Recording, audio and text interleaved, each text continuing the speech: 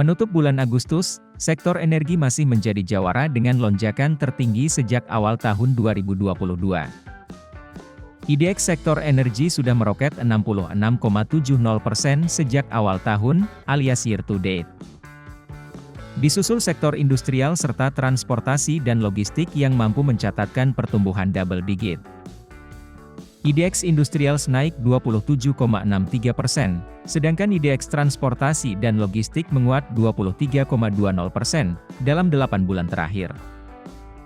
Sedangkan sektor yang masih merah adalah teknologi yang turun 13,10% secara year to date, properti dan real estate anjlok 9,29%, consumer cyclicals merosot 1,43%, dan sektor finansials yang turun 0,72%. Vice President Infovesta Utama, Wawan Hendrayana membeberkan, lonjakan sektor energi dipicu meroketnya harga komoditas, terutama batu bara, minyak dan gas. Sedangkan sektor industrial dan transportasi logistik diuntungkan oleh pulihnya aktivitas masyarakat. Untuk sektor yang merosot paling dalam, yakni teknologi, Wawan menyoroti rata-rata emiten yang profitabilitasnya masih negatif. Masih bergerak berdasarkan proyeksi pendapatan yang akan datang. Ini belum cukup mendorong sektoral teknologi bisa positif, terang Wawan kepada kontan.co.id, Rabu 31 Agustus.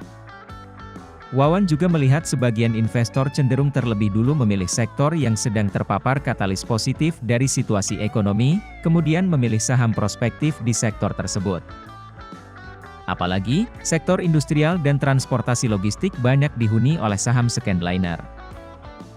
Secara prospek, sepanjang sektor bisnisnya sedang dipandang menarik, orang akan masuk. Fokusnya ke sektoral dulu, kalau big caps-nya sudah terlalu naik, small mid caps juga akan ikut, jelas Wawan. Research Analyst Reliance Sekuritas, Lukman Hakim memberikan catatan, lonjakan harga komoditas bagai pisau bermata dua. Di satu sisi menguntungkan emiten di sektor ini, tapi menjadi beban bagi emiten yang membutuhkan bahan baku komoditas seperti semen hingga barang konsumsi. Kemudian, pelemahan ekonomi global dan kenaikan suku bunga juga menjadi tekanan untuk emiten dengan pembiayaan yang tinggi. Sementara itu, kinerja emiten logistik masih bisa terdorong oleh tingginya permintaan dan kenaikan tarif angkutan pelayaran. Di sisi lain, saham di jajaran lapis kedua juga bergerak aktif terdorong prospek sektoral. Saham Skandliner juga dapat menjadi pilihan.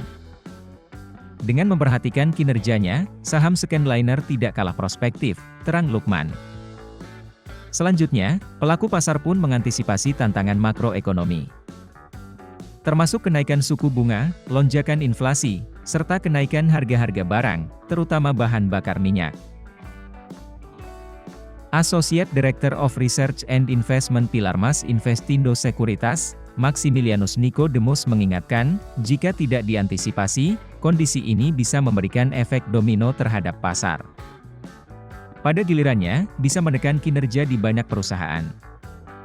Pelaku pasar pun akan mencermati bauran kebijakan fiskal dan moneter dari pemerintah, khususnya untuk meredam gejolak efek kenaikan harga BBM.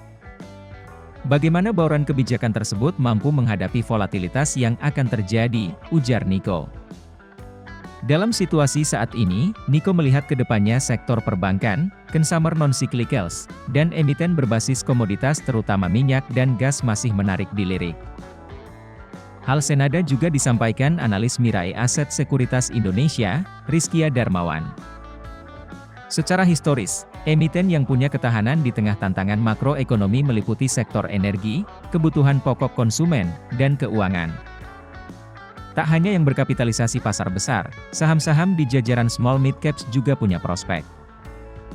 Di sektor energi, Rizkia menyoroti perusahaan yang kegiatan bisnis utamanya terkait produksi dan perdagangan batu bara, seperti pada PT Astrindo Nusantara Infrastruktur Tbk. Di sektor keuangan, Rizkia memperkirakan pertumbuhan kredit relatif akan tetap kuat. Dia menjagokan PT Bank Syariah Indonesia Tbk sebagai bank syariah terbesar di Indonesia dan PT Bank Danamon Indonesia Tbk yang memiliki komposisi pinjaman terdiversifikasi. Sedangkan di sektor kebutuhan pokok, kinerja bisa tetap tangguh lantaran sebagian besar perusahaan akan meneruskan kenaikan biaya kepada konsumen. Di sektor ini, Rizkia memilih saham PT Cisarua Mountain Dairy Tbk yang memiliki bauran produk dan saluran penjualan yang baik. Wawan juga menjagokan sektor perbankan dan energi. Hanya saja, Wawan cenderung menyarankan untuk melirik saham-saham big cap semacam PT Adaro Energi Indonesia Tbk dan PT Bukit Asam Tbk, dengan target harga masing-masing di Rp3.850 dan Rp4.700. Begitu juga perbankan, Wawan merekomendasikan 4 bank big caps, yakni PT Bank Sentral Asia Tbk, PT Bank Rakyat Indonesia Tbk, PT Bank Mandiri Tbk, dan PT Bank Negara Indonesia Tbk. Ini tetap menjadi tumpuan, untuk lainnya, bisa menjadi alternatif atau diversifikasi, ujar Wawan. Sedangkan untuk sektor properti, Wawan menyarankan wait and see terlebih dulu. Sampai bisa mengukur sejauh mana daya tahannya terhadap tren kenaikan suku bunga.